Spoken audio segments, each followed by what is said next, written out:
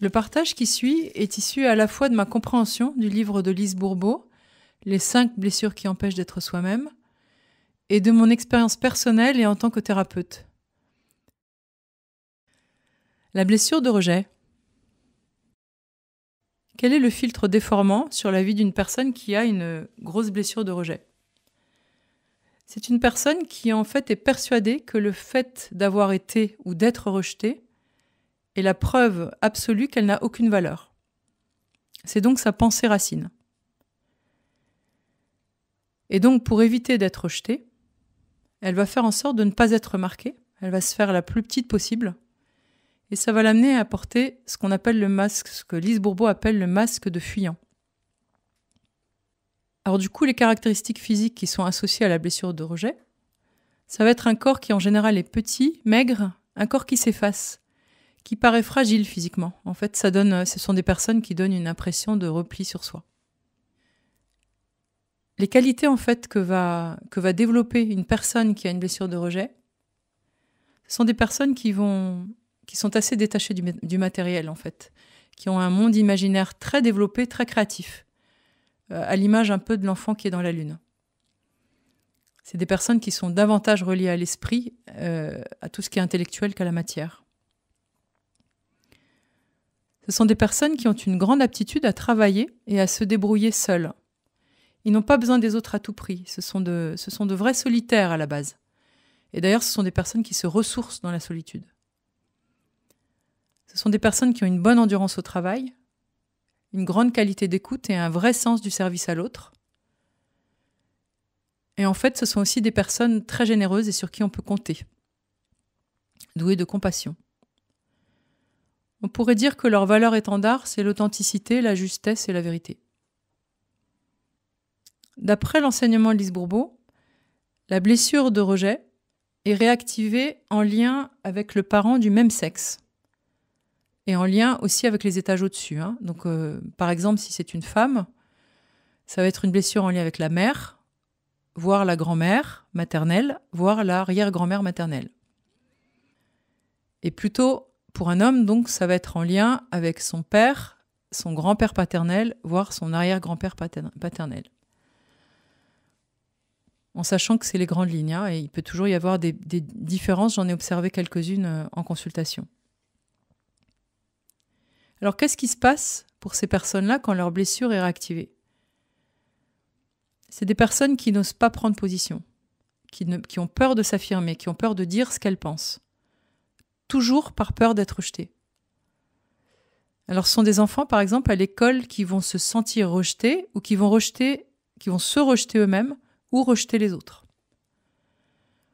Ce sont des personnes qui vont perdre leurs moyens et qui vont très facilement rougir, par exemple, quand ils ont trop d'attention dans une salle. Ça peut aller jusqu'à générer des pertes de mémoire. Des personnes, par exemple, qui, dans une assemblée, sont prêtes à dire quelque chose, et au moment où tous les visages se tournent vers elle, au moment où elle va parler, elle n'arrive plus à parler.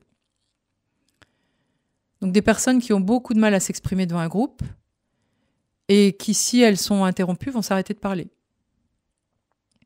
En fait, ce sont des personnes qui ont du mal à accepter de recevoir de l'attention, de l'amour. Donc, à la grande différence de la blessure d'abandon, qui fera l'objet d'un autre podcast, ce sont des personnes qui, pour se ressourcer, recherchent la solitude, alors qu'avec une blessure d'abandon, on cherche la présence des autres. Pour vous illustrer, je pourrais donner beaucoup d'exemples sur le rejet, mais une petite anecdote réelle. Une jeune fille de 17 ans, une femme petite, très mince, un corps de femme-enfant, très peu de poitrine, physique typique de la blessure de rejet. Cette jeune fille ne pouvait pas aller à la boulangerie seule pour acheter du pain. C'était trop confrontant pour elle. Elle n'osait pas. Alors les grandes croyances qui sont véhiculées à travers une blessure de rejet, ces croyances limitantes, ce prisme déformant, ces personnes pensent qu'elles sont nulles et sans valeur. Elles pensent aussi que ce qu'elles font n'a pas de valeur. Elles sont convaincues de ne pas être reconnues ou acceptées pour ce qu'elles sont. Elles sont aussi convaincues que les autres ne les comprennent pas. Et si les autres ne les comprennent pas, elles considèrent que c'est parce qu'on ne les aime pas. Donc il y a cette confusion entre si on ne me comprend pas c'est qu'on ne m'aime pas. Elles ne se sentent pas dignes d'exister. Elles ne se sentent pas dignes d'être aimées. Ce sont des personnes qui considèrent qu'elles ne méritent pas le bonheur, même si ce n'est pas conscient. Et c'est des personnes, du coup, pour qui il est difficile de recevoir de l'amour. Leur plus grande peur, ça va être la panique, comme si c'était ce qui pouvait générer le plus grand rejet de l'autre. Donc les plus grandes peurs, la panique, le rejet et l'incompréhension des autres. L'émotion dominante qui ressort avec une blessure de rejet, ça va être la tristesse. Et quand on regarde un petit peu le vocabulaire typique utilisé par une personne qui a une blessure de rejet, elle peut dire « je me sens coupée des autres, je me sens exclue, j'ai toujours l'impression de déranger, je ne supporte pas d'être au centre, je ne supporte pas de me faire remarquer ». Elles vont téléphoner, elles vont tout de suite dire « je te dérange ?»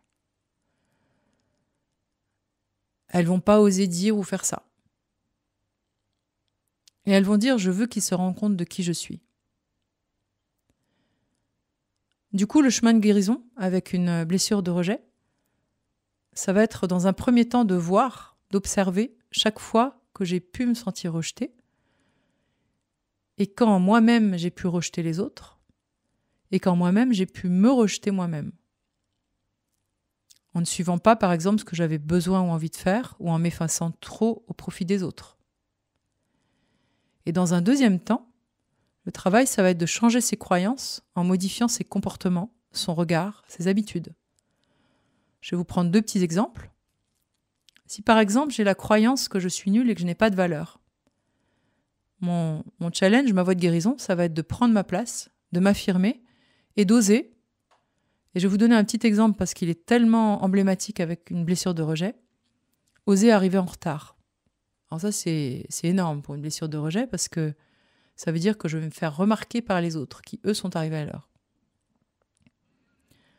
Un deuxième exemple, je vous ai dit tout à l'heure qu'une des croyances qui était véhiculée avec la blessure de rejet, c'était être compris, c'est être aimé. Eh bien, l'idée, ça va être d'évoluer en se disant aimer, en fait, c'est accepter l'autre, même s'il ne me comprend pas. Voilà, ce sont quelques exemples d'évolution pour sortir de sa blessure de rejet.